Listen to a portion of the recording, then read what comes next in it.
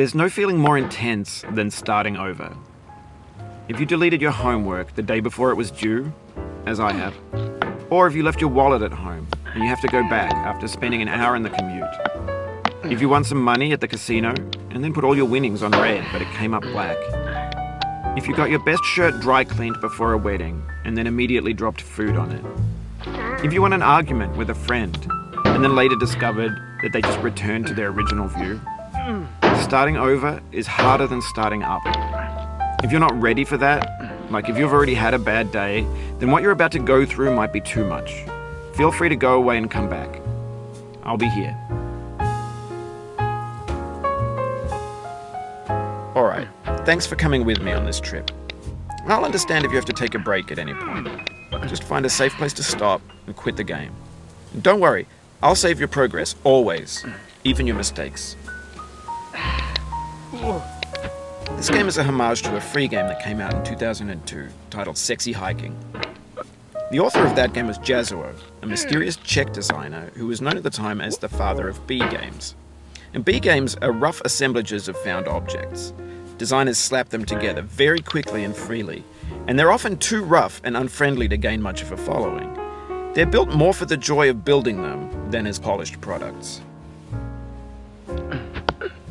In a certain way, Sexy Hiking is the perfect embodiment of a B game.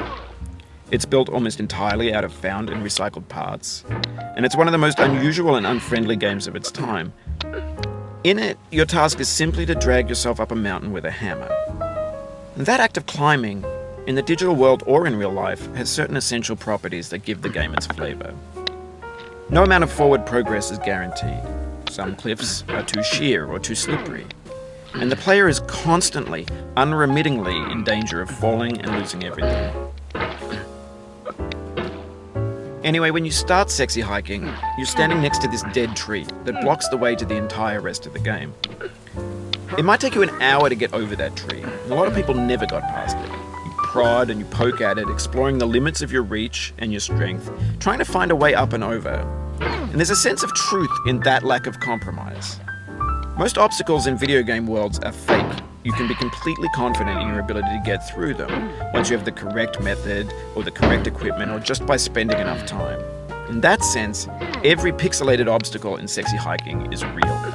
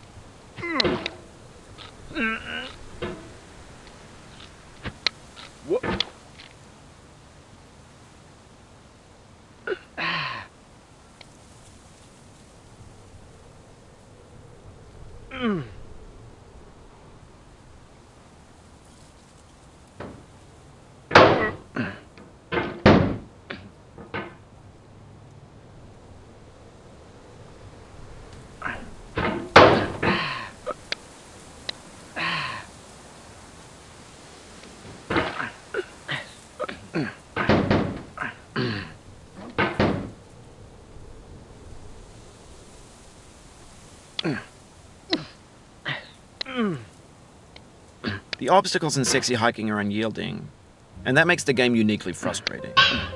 But I'm not sure Jazuo intended to make a frustrating game. The frustration is just essential to the act of climbing, and it's authentic to the process of building a game about climbing. A funny thing happened to me as I was building this mountain. I'd have an idea for a new obstacle, and I'd build it, test it, and it would usually turn out to be unreasonably hard. But I couldn't bring myself to make it easier. It already felt like my inability to get past the new obstacle was my fault as a player rather than as a builder. Imaginary mountains build themselves from our efforts to climb them, and it's our repeated attempts to reach the summit that turns those mountains into something real.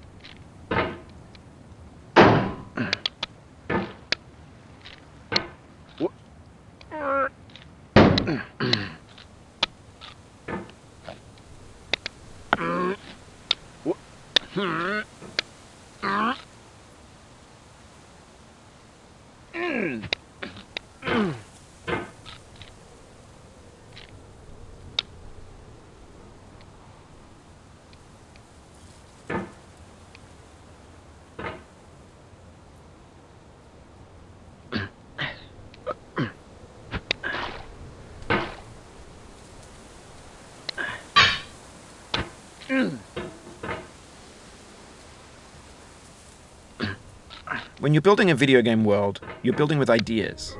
And that can be like working with quickset cement. You mold your ideas into a certain shape that can be played with, and in the process of playing with them, they begin to harden and set until they're immutable, like rock. And at that point, you can't change the world, not without breaking it into pieces and starting fresh with new ideas.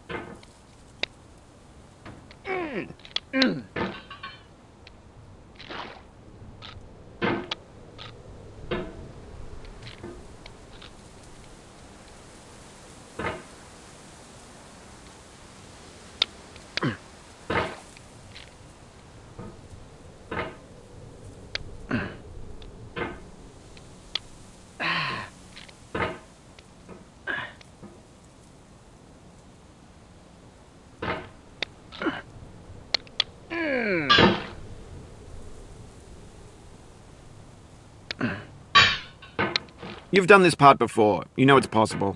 Just do what you did the first time.